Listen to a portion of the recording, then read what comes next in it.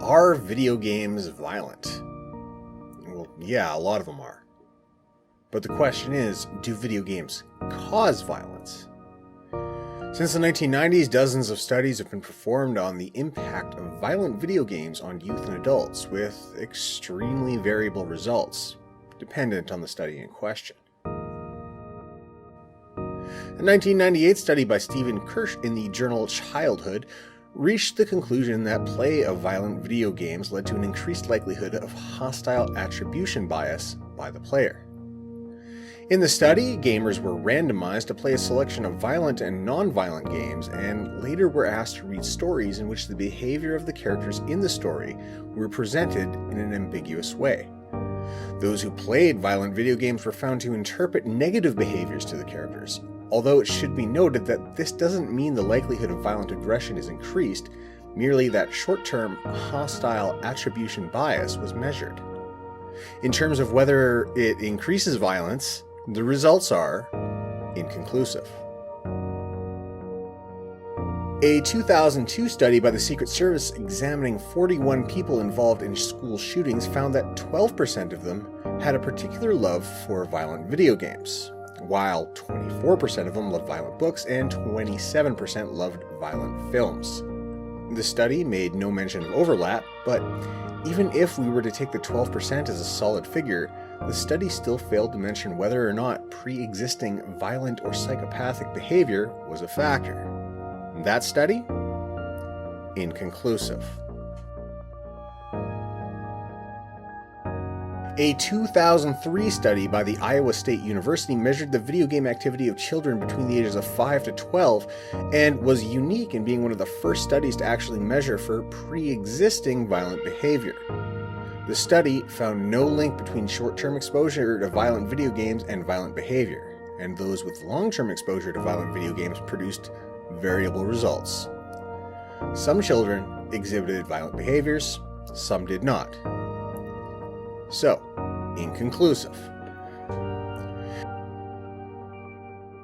Interestingly, in 2005, the American Psychological Association released a study in which they asserted that exposure to violent media increases feelings of hostility, thoughts about aggression, suspicions about the motives of others, and demonstrates violence as a method to deal with potential conflict situations. That comprehensive analysis of violent interactive video game research suggests such exposure increases aggressive behavior, thoughts, angry feelings, physiological arousal, and decreases helpful behavior, and that studies suggest that sexualized violence in the media has been linked to increases in violence towards women, rape myth acceptance, and anti-women attitudes. Now, that's certainly a lot of conclusions, and one might think that the APA of all people would do their research well. However, there are many fellows within the APA that dispute the findings of the study. In 2013, a group of 228 media scholars have written an open letter to the APA asking them to retire their findings, based largely on their ignorance of discrepant research and misrepresentation of scientific literature. The end result? Even the APA study is inconclusive. In 2007, a study performed by the Swinburne University of Technology was found to be inconclusive. A 2008 Japanese long-term study between genders found that boys were more aggressive overall, but in the long term, they associated reduced aggression in boys playing violent video games than girls. So, again, inconclusive. Out of all the studies I looked through, only 2 or 3 seemed to have any conclusive findings, and even then the results were rather ambiguous. In 1999, David Satcher, Surgeon General of the United States, was quoted after performing a study on violent behavior associated to media. "We clearly associate media violence to aggressive behavior, but the impact was very small compared to other things. Some may not be happy with that, but that's where the science is." And in 2008, a Pew Research study of teens playing games with social interaction found that nearly 50% of the players had experienced hateful messages, such as racism or sexism. But that was outnumbered by the 78% who reported helpful or generous players on said social gaming platforms. And then, in 2010, after a review of the effects of violent video games, the Attorney General's Office of Australia reported that significant harm from violent video games had not been persuasively proven or disproven, except that there was some consensus that they might be harmful to people with aggressive or psychotic personality traits. Looking back at several media stories over the past 40 years or so, it's easy to understand why people find correlations to criminal acts and violent media consumption. Mark David Chapman, after shooting John Lennon, cited The Catcher in the Rye as his statement and modeled himself after the character of Holden Caulfield. Canadian Mark Twitchell idolized the TV serial killer Dexter and engaged in copycat killings. A Thai teenager was arrested for the murder of a cab driver, inspired by Grand Theft Auto, and two 12-year-old girls attempted to murder another in order to appease Slender Man. So yes, fiction can have an impact on people, but the one thing that these studies don't account for is whether or not violent media created these people, or if these people were psychopathic prior to ever consuming these violent forms of media. Now, I grew up in what I like to call the golden age of practical effect horror movies. From a very young age, I was exposed to Freddy Krueger, Jason, the Critters, the Ghoulies, the Graboids, Lovecraftian monsters, and that creepy little demon dude from The Gate. As a teen, I played games like Doom and Duke Nukem 3D religiously. As an adult, one of my first jobs was as a security guard, first at a shopping mall, later at a hospital, and later still as a bouncer. Now, for me, exposure to real-life violence was common. And I'll tell you from personal experience, real-life violence and fantasy violence are in no way, shape, or form comparable.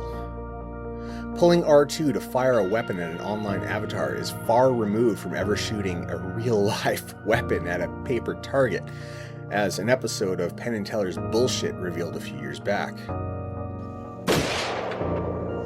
Okay, just go ahead and take your finger off the trigger. Now just lay the rifle down on the sandbags. There you go. So, did he like it? Have we, with the help of the video game industry, created a monster? Would you like to fire off a couple more? No. You don't want to?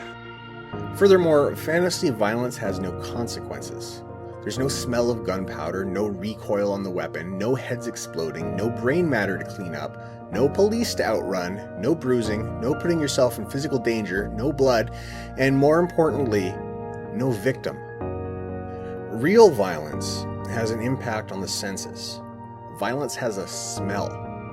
It's wet, it's messy, and it's far, far removed from anything video games, books, or even movies can portray.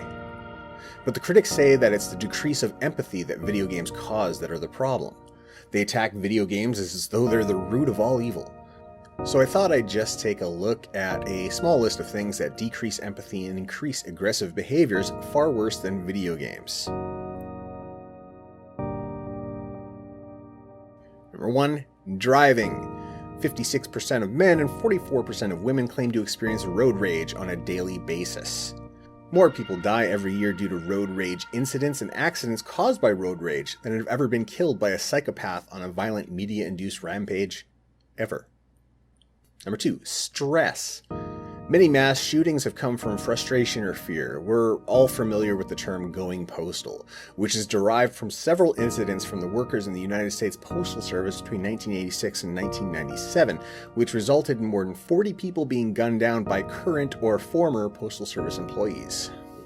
Number 3, cocaine.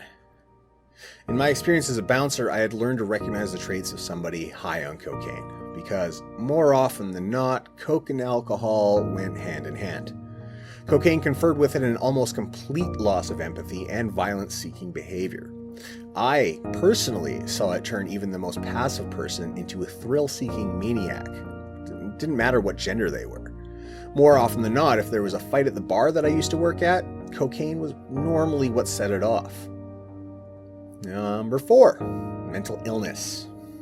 It seems like every day there's another mass shooting. Some make the news, others don't. But in almost all of these cases, mental illness is at play. And while some of these mentally ill mass shooters no doubt played violent video games, there's little in the way of evidence to suggest that violent games or media are what turned them into monsters. Rather, I would point out the correlation between a decline in violent crime since the advent of the mass console market. The FBI reports steadily declining rates of violent crimes of all sorts over the past 20 years. An interesting correlation being that it coincides with the release of the PlayStation in 1994.